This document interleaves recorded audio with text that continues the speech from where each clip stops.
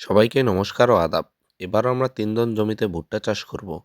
আজকে আমরা যাব সেই ভুট্টার জমিতে স্প্রে করতে, অর্থাৎ বিভিন্ন ধরনের পোকামাকড় রোগবালাই থেকে মুক্ত করার কীটনাশক ব্যবহার করব আজকে। তো আজকে আমি আপনাদের সাথে ভুট্টা ফসল সম্পর্কে কিছু বিষয় বলবো, যা অনেকেরই অজানা বা আমার যতটুকু জ্ঞানে বলতে পারবো বা জানাতে পারবো ততটুকুই। বাংলাদেশে এই ভুট্টার চাষ দিন দিন বাড়ছে, বিশেষত উত্তরাঞ্চলে। এর পুষ্টিগুণ বেশি। আমিষ, ভিটামিন, ভিটামিন এ, ৩টি প্রধান মৌসুমে রবি গ্রীষ্ম চাষ হয় এবং বিভিন্ন হাইব্রিড জাত উদ্ভাবন হয়েছে যা উৎপাদন বৃদ্ধিতে সহায়ক। মোটামুটি এখন অনেক মানুষ ধানের বিকল্প হিসেবে এই ভুট্টাটা চাষ করে থাকে।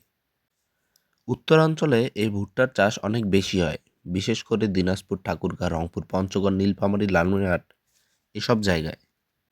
ধানের চেয়ে ভুট্টায় বেশি প্রোটিন থাকে, প্রয়োজনীয় অ্যামাইনো অ্যাসিড এবং ভিটামিন এ তে সমৃদ্ধ এই ভুট্টা। ভুট্টার মৌসুমের মধ্যে পড়ছে রবি ভুট্টা, যা আমরা প্রতি বছর চাষ করি। যেমন নভেম্বর ডিসেম্বর মাসে এই ভুট্টার চাষ হয়।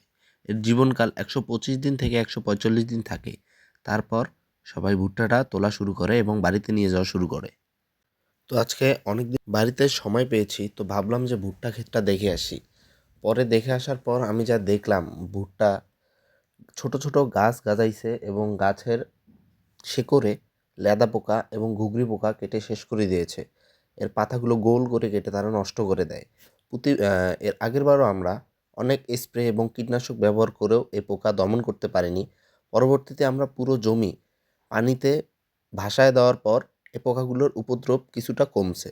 তবুও এই পোকাগুলো উপদ্রব কমে না যতদিন না ভুট্টা ক্ষেত থেকে তোলা হয়। তো বাসায় গিয়ে বাবাকে ভুট্টা ক্ষেত সম্পর্কে সব জানানোর পর বাবা গিয়ে আবার বাজার থেকে কীটনাশক নিয়ে আসে। আমি যেহেতু কৃষিকাজ বা ভুট্টা ক্ষেত বা আদার অন্য কিছু কৃষিকাজ রিলেটেড বিষয় আমি জানি না, তো বাবাই আমাকে সব কিছু সাহায্য করে সব কিছু করার জন্য। তো প্রথমে কীটনাশকগুলো আনার পর বাবাই সব কিছু গুলায় দেয়, কতটুকু জমিতে কতটুকু দিতে হবে, কত দোন জমিতে কত জারকিন স্প্রে করতে হবে, বাবাই সব কিছু আমাকে বলে দেয়। এবং পরবর্তীতে আমি স্প্রে মেশিন নিয়ে পুরো জমিতে স্প্রে করা শুরু করি।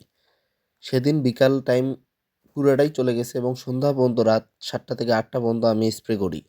এবং রাত্রেবেলাও আমাদের ভুট্টার ক্ষেত স্প্রে করা শেষ হয়নি। রাত্রেবেলা করারও একটা উপকার আছে, সেটি হলো রাত্রেবেলা পোকাগুলো বের হয়। রাত্রেবেলা বা সন্ধ্যাবেলা বা বিকালবেলা এই সময় পোকাগুলো বের হয়, ওই সময় স্প্রে করাটা খুবই কার্যকর। এর আগের বছর আমরা প্রথমবার ভুট্টা কাটছিলাম, তো ভুট্টা চাষ সম্পর্কে আমাদের কোনো জ্ঞান ছিল না বা জানা ছিল না কখন কি করতে হবে। তো আমরা অন্যের কাছে শুনে শুনে এর আগের বছর ভুট্টা চাষ করছি এবং এবছর কিছুটা নিজের জ্ঞানে ভুট্টা চাষ করতেছি। আগেরবার ভুট্টা চাষ করে যেটা দেখছি সেটা হলো ধানের চেয়ে ভুট্টা অনেক লাভ হয়। বিশেষ করে চরাঞ্চলের মানুষ এই ভুট্টা প্রচুর পরিমাণে চাষ করে, কারণ চরের জমিতে এই ভুট্টা অনেক ভালো হয়। তো এতক্ষণ সাথে থাকার জন্য সবাইকে ধন্যবাদ। সবাই ভালো থাকবেন। নমস্কার সবাইকে।